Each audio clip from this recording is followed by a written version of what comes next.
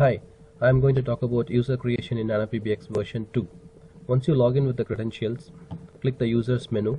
By default, all analog users will be created from the factory settings, and click create new user if you want to create SIP users. Extension number. In the general context, you can give the extension number, caller ID name. Dial plan, you can select if anything different from this. The dial plan will be used for call restriction as well, and caller ID number. This is for the voicemail for this user, whether you want to enable it or not.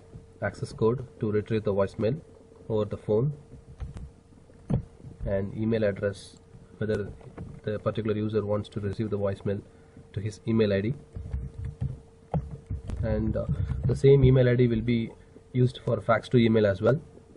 Coming to the technology part, this is the context where you can select the user, whether the user want to be as analog or to be in SIP. If you want to be in SIP, select the SIP option, or else just uncheck this and select the port, whichever you need. And here you can select the codec preferences. Coming to the VoIP settings, MAC address will be mapped to any of the endpoint device, and the SIP password if it is a SIP user.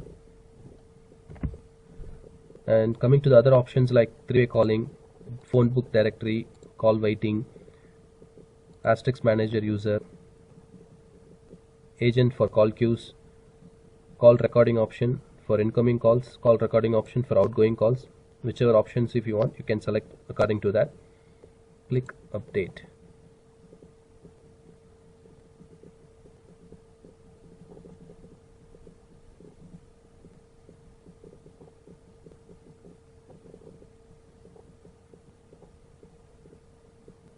Once you are done, the user will be listed out in this area, and analog users will be listed out in the column port, and SIP users will be listed out in the column SIP. Once you are done with the settings, click apply changes to update the configuration. Thank you for watching this session.